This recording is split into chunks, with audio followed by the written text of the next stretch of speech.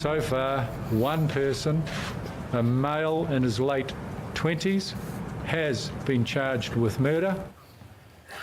Police confirm the gunman was live streaming the killings at one mosque on social media. We'll talk about that more in a moment. Two other people are being held, but it is unclear to this hour whether they too are involved. Police say none of the people in custody are in any kind of extremist watch list. We had no agency had any information about these people. And I can also tell you that I've been in contact with my Australian colleagues. They have no information on them at all either. New Zealand police are not identifying the murder suspect for legal reasons. He hasn't yet appeared in court yet. That will come tomorrow morning, local time, when he is to be formally charged with murder. But in an online post, the gunman calls himself Brenton Tarrant and says he is a 28-year-old citizen of Australia. Australian police and Australian media identifying him as well. Under his name online is a racist manifesto claiming that white Christians are under threat from other religions and races.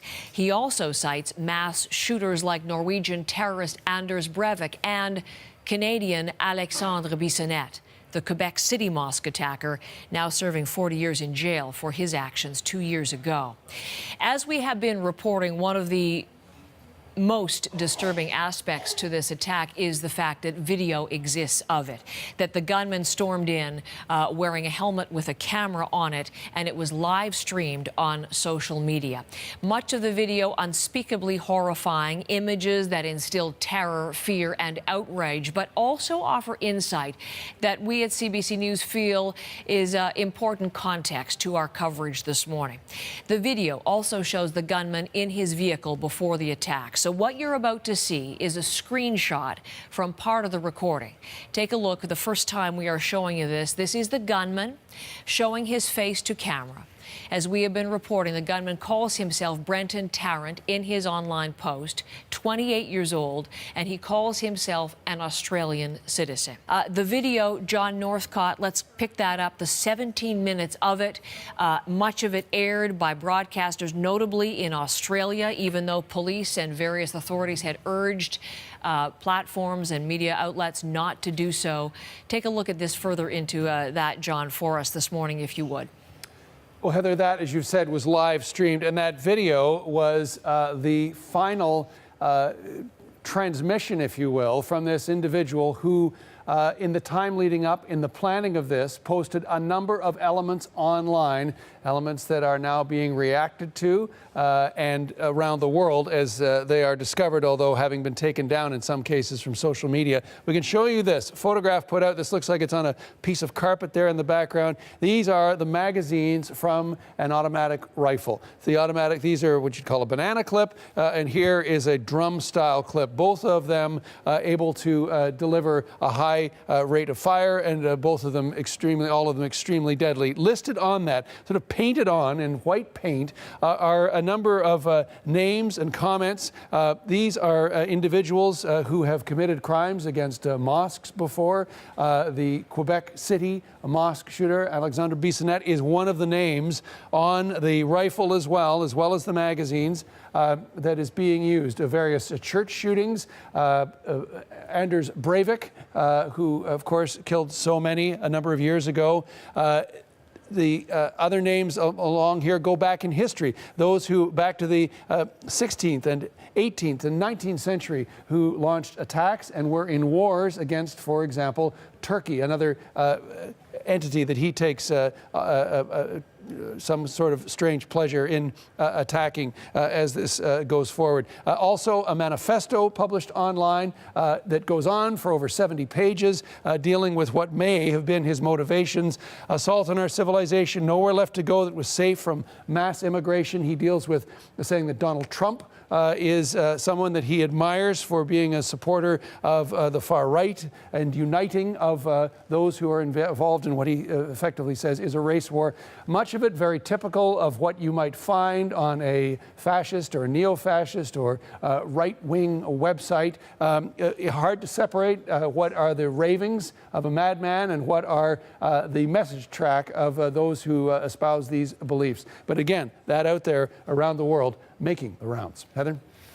John, it's interesting, he, in his manifesto, actually spoke directly about Donald Trump and indicated that he doesn't like a lot of his policies, but is certainly a fan of the populism and some of the anti-immigrant support that put him into office. He likes that, the same kind of thinking that led to, in his view, the Brexit vote outcome. But we should probably point out that Donald Trump's response so far has not to acknowledge any sort of mention of him in the manifesto, but very much to express his sympathy with the people of New Zealand. Motivations behind the attack, of course, this is one of the things that we will be thinking about and investigators will be looking at because, as we've said, this was not someone on any terror watch list. They did not understand or know about his sentiments. But what is the latest thinking in a little bit more detail? Well, a number of things, not the least of which is one of the individuals who he also mentions, again, with what degree of seriousness, we don't know. But this is an individual who is from the right in the United States.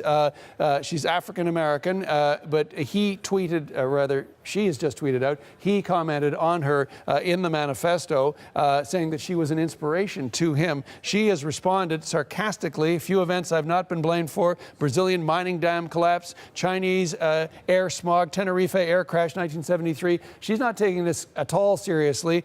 Still, there's no sense of any concern or any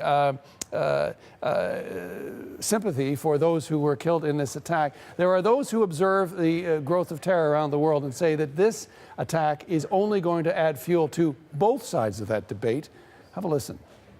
The thing is this, is that the far right has often talked about a race war, about trying to create it. And this individual has tried to initiate it. And what worries me is that this may be a far-right attack, but terrorist groups like ISIS and Al-Qaeda may try to exploit it also to try and show their potential followers, well, this is how the West treats Muslims. And it's very important that the social tensions do not increase, not only in New Zealand, but across the world.